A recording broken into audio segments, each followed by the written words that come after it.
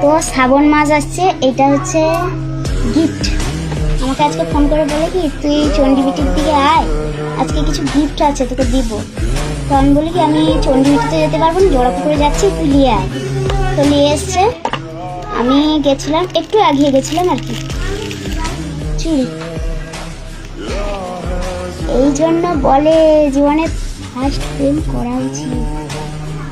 এই চুড়ি, এই একটা চুড়ি, এই একটা ক্লিপ, এই একটা ক্লিপ, আর এইখানটা আছে একটা ক্লিপ। এই জন্য বলে গাইস ফার্স্ট প্রেম কর, অনেক কিছুকে জীবনকে বোঝায়। তো এটা আমি মনে করছি না খারাপ জিনিস, তো এটা অনেকে মনে করে খারাপ ভালো ইত্যাদি ইত্যাদি। তো আমার ভালো লাগছে ব্যাপারটা। তো মানে এইরকম ছিল।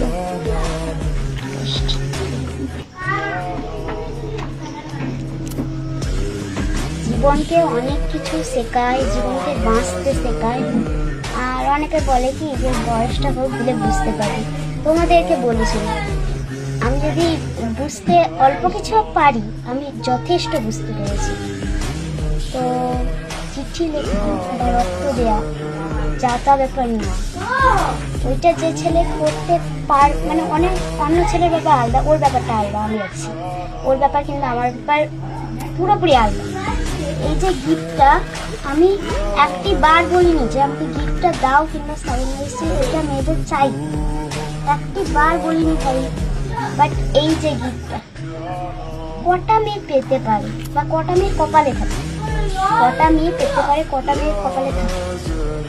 আর এটা হয়েছে রোদ ছিল, আমি রোজটা ফেলে দিয়েছি, তাহলে এটা আমার বাবার সামনে ওপেনিং করে ফেলেছি। ঝাড় তো খাবো, মাছ ঝাড়ও খাবো তার সাথে।